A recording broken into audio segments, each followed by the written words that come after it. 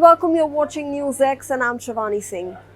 In the delicate chessboard of global diplomacy, sometimes the most significant moves happen in the capitals we hear about the least.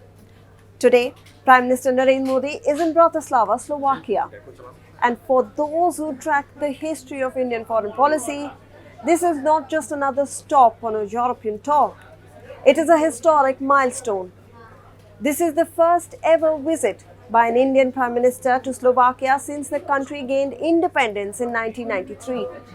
For over 3 decades, our bilateral ties have been warm, but they have largely been conducted from a distance. Today, that distance has been bridged.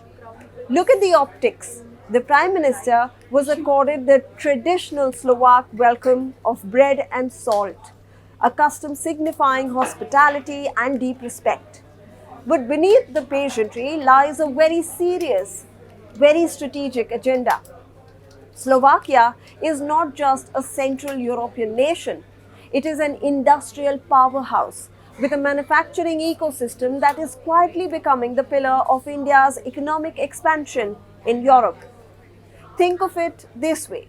If you see a high-end luxury car like the Porsche or a Land Rover on a road, there is a very high possibility that it was built in Slovakia. Our economic relationship is currently dominated by this automotive backbone, gearboxes, engines, and heavy engineering components. And it's booming, with bilateral trade crossing the $1.8 billion mark just last year. So what exactly is on the agenda?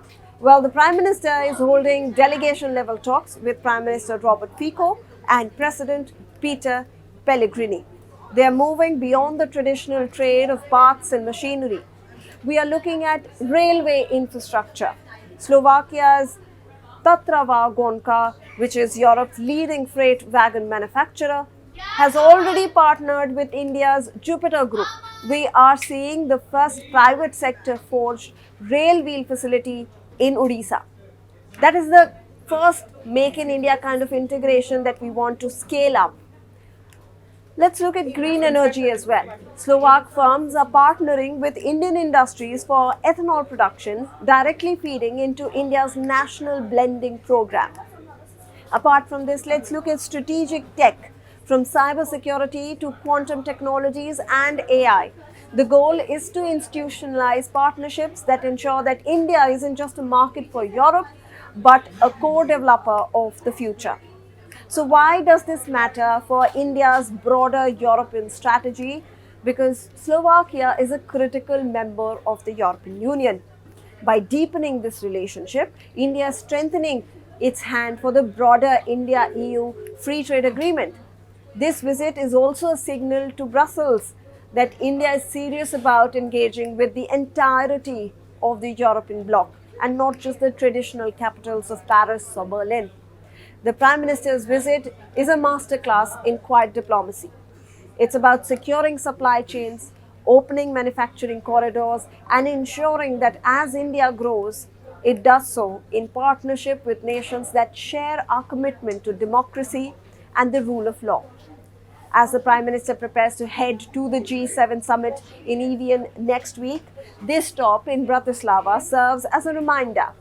India's foreign policy today is built on a network of deep, diverse, and robust partnerships.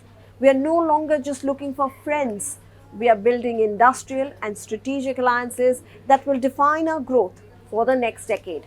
We will continue to track the outcomes of these meetings. For now, that is the latest on this historic journey. Thank you for watching.